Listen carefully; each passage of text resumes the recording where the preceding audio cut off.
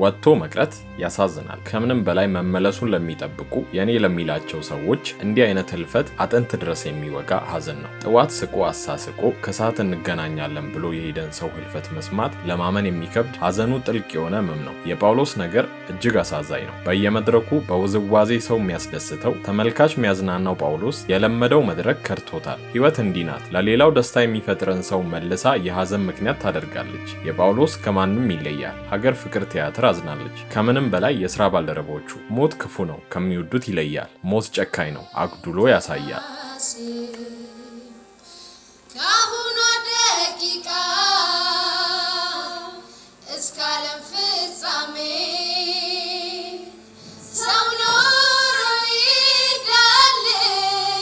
ሰላም ውድ ቤተሰቦቻችን እንደምን ቆያችሁ? በዛሬው ቪዲዮአችን ስለ ወጣቱ ወጥቶ ስለቀረው የሀገር ፍቅር ተወዛዋዥ የሆነው ጳውሎስ ሙላት ህልፈት ያልተሰሙ ጉዳዮችን የምንነግራችሁ ይሆናል። ሞት ለሀገር ፍቅር ቲያትር ብርቅ አይደለም። አንጋፋው አርቲስት ጋሽ ኪሮስ ኃይለሥላሴ ሞት ለሀገር ፍቅር ቲያትር ብርቁ አይደለም ያሉበትን ምክንያት ጨምሮ በርካታ መረጃዎችን ይዘናል። ለቻናሉ እንግዳ ከሆኑ ሰብስክራይብ በማድረግ ቤተሰብ ይሁኑ። ቪዲዮን ላይክ እና ሼር የሚያደርጉ እያልን በቀጥታ ወደ ቪዲዮ እናልፋለን።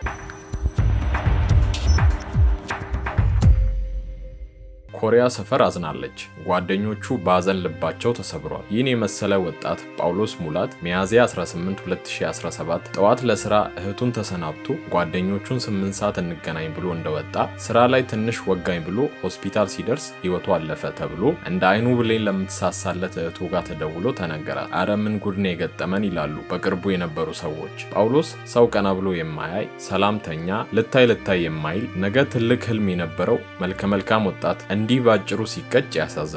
አንድ ቀን ታሞ ቢሆን ውሃ ሰተነው ቢሆን አይቆጨንም። ጳውሎስ የሰፈራችን ድምቀት ነበር ይላሉ ኮሪያ ሰፈር የሚገኙ የሰፈሩ ልጆች።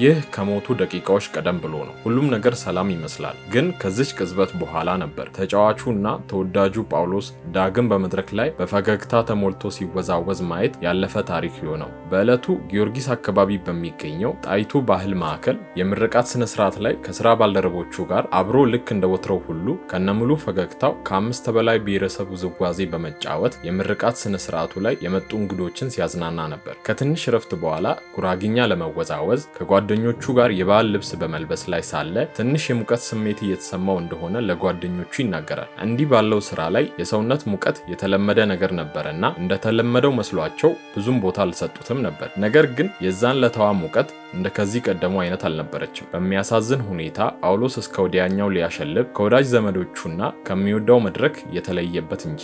በዕለቱ የነበረው ከወትሮ የተለየ ሙቀት አቀዝቅዞ ወደ ስራው ለመመለስ ያሰበው ጳውሎስ እንዳሰበው አልሆን አለው። ፊቱን መታጠቢያ ጋር ለመታጠብ የሄደው ጳውሎስ ወደ መታጠቢያው እንደሄደ ሁሉ የመጨረሻ አካሄድ ሆነለት። ራሱን ስቶ ወደቀ። ትንፋሽ እያጠረው መጣ። ፊቱም ነጭ እየሆነ መጣ።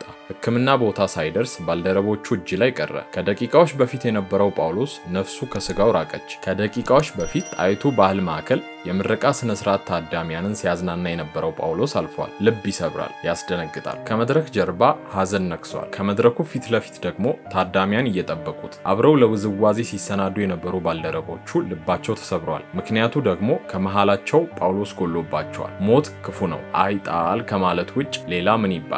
ጳውሎስ ሙላት የሀገር ፍቅር ቲያትር ተወዛዋዥ በመሆን ለ5 ዓመት አገልግሏል። የመጨረሻ መድረኩ ባሳለፍነው ሚያዝያ 18 የጣይቱ ባህል ማዕከል የምረቃ ስነ ስርዓት ላይ ነበር። በዚያች ዕለት ህይወቱ ያለፈው ተወዛዋዥ ጳውሎስ ሙላት በማግስቱ ሚያዝያ 19 ግብዓተ መሬቱ ተፈጽሟል። የሥራ ባልደረቦቹ ሆነ የቅርብ ሰዎቹ አውርተው የማይጠግቡለት ጳውሎስ በባህሪው ቢሆን ሰው ወዳድ፣ ሰው አክባሪ፣ ትሁትና ሰው አድማጭ፣ የእናት ያህል የተሰበረ ልብ ያለው ሰው ነበር ትላለች የሙያ አጋሩ። ጳውሎስ እውነተኛ ጓደኛ ነው፣ ያውም የልብ ጓደኛ፣ መካሪ፣ ጨዋታ አዋቂ ነው ይላሉ አጠገቡ የነበሩ አሁን ግን በሞት ያጡት እነዛ በደጉ ጊዜ አብረው የሰሩ አሁን ግን የቀን ጉዳይ ሆኖ ጳውሎስን ካጠገባቸው ያጡት። ከሞት በኋላ ሟች ክፉ ሆነ ደግ፣ ጥሩ ሆነ መጥፎ የሚወራው ሁሉ ደግ ብቻ ቢሆንም የጳውሎስ ግን እውነት ነው። ማስመሰል ያልታየበት እውነተኛ ህይወት። እንዳለመታደል ሆኖ እንደ እንደ ጳውሎስ አይነት ሰዎች አይበረክቱልን። ቀማኛ፣ ጨካኝ፣ ግፈኛ፣ ክፉ፣ መጥፎና ራስ ወዳድ ሰዎች በሞሉበት በዚህ ዘመን እንደ ጳውሎስ አይነት ሰዎች በየጊዜው ሲያልፉ እንመለከታለን። ወዶ ፈቅዶ ፈጣሪ ከጠራ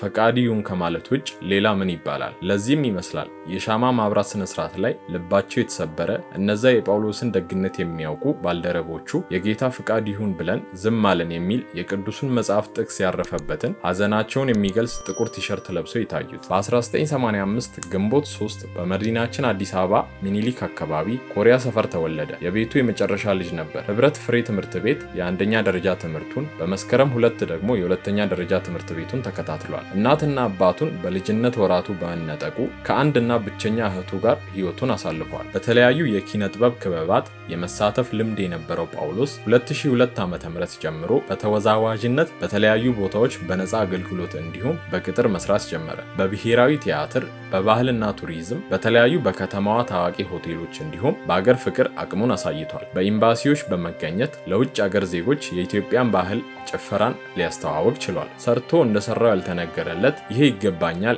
ይሄን አድርጉልኝ ሳይ ከራሱ በላይ ለሙያው ታማኝ የነበረው የጳውሎስ ሞት ለሁሉም ልብ ሰባሪ ሆኗል። ለሀገራዊ ጥሪ ወደኋላ ብሎ የማያውቀው ጳውሎስ በኮቪድ ወቅት በመከላከያ ሰራዊት ጥሪ፣ በባህል እድገት ስራ፣ ለመንግስት ጥሪም ቢሆን ግንባር ቀደም ሰው ነበር። የክፍያ መጠን የማያሳስበው ምርጥ ወጣት ተወዛዋዥ ነበር። ጳውሎስ ሙላት ሀገር ፍቅር ቲያትር ቤቱ ነበር። ከዛም ባለፈ የሙያ ትምህርት ቤቱ ነበር። ለዚህም ነበር ለበርካታ ጊዜያት ፍሪ ሰርቪስ ወይንም ያለአንዳች ክፍያ በነፃ ያገለግል የነበረው። በእውነቱ ከሆነ ለሙያው የታመነ ከገንዘብ ይልቅ ስራን ያስቀደመ በጣም መልካም ወጣት ነበር። በታሪክም እንደሰማነው ኖረንም እንዳየነው ሞት ለሀገር ፍቅር ቲያትር አዲስ አይደለም ይላሉ የሀገር ፍቅር ቲያትር ቤተኛ የሆኑት አንጋፋው አርቲስት ጋሽ ኪሮስ ኃይለስላሴ። በ1973 ዓ.ም በዚች በሀገር ፍቅር ቲያትር ጌታቸው ከበደ የሚባል ሙዚቀኛና የዘመናዊ ሙዚቃ ክፍል ኃላፊ ተመልካች ከመግባቱ በፊት የሙዚቃ ሳውንድ ሲስተም ቀደም ብሎ ሲያዘጋጅ በዚሁ የሀገር ፍቅር ቲያትር መድረክ ላይ ኤሌክትሪክ ይዞት ህይወቱ አልፏል። ይህም ብቻ አይደለም ይላሉ አንጋፋው አርቲስት ኪሮስ ኃይለስላሴ። በ1977 ዓ.ም በላይነሽ ውባንተ የምትባል አንጋፋ አርቲስት ዘፈን እየዘፈነች ግጥሙን ሳትጨርስ ማይክራፎኑን እንደያዘች ተንደርድራ ወደ ኋላ ስትወድቅ የስራ አጋሮቿ አፋፍሰው ይዘዋት ወደ መድረክ ጀርባ ሲወስዷት ህይወቱ አልፏል። የተወዛዋዥ ጳውሎስ ህልፈት ለተወዛዋዦች ማንቂያ ደውል ነው በማለት የሻማ ማብራት ስነ ስርዓቱ ላይ የሙያ አጋሮቹ ሐሳባቸውን ሰጥተዋል። በተለይም ተወዛዋዦች በጤናቸው ላይ በቂ ትኩረት ሊሰጣቸው እንደሚገባ በማሳሰብ የሟቹን ጓደኛና ብቸኛ እህት እንደግፍ ሲሉ ጥሪያቸውን አቅርበዋል። በዚህ ሙያ ላይ ያሉ ምንም ዋስትና የለንም፣ ለመንግስትና ለሀገር ነው የምንሰራው፣ ስለዚህ ሊታሰብበት ይገባል ብለዋል። እኛም ለሙያ አጋሮቹ ለወዳጅ ዘመዶቹ መጽናናትን እየተመኘን የዛሬውን ቪዲዮ እዚህ ጋር እናበቃለን። ለቻናሉ እንግዳ ከሆኑ ሰብስክራይብ በማድረግ ቤተሰብ ይሁኑ። በቀጣይ በተሻሉ ቪዲዮዎች ወደ እናንተ መድረሳችንን እንቀጥላለን። እስከዚያው በሰላም ቆዩ።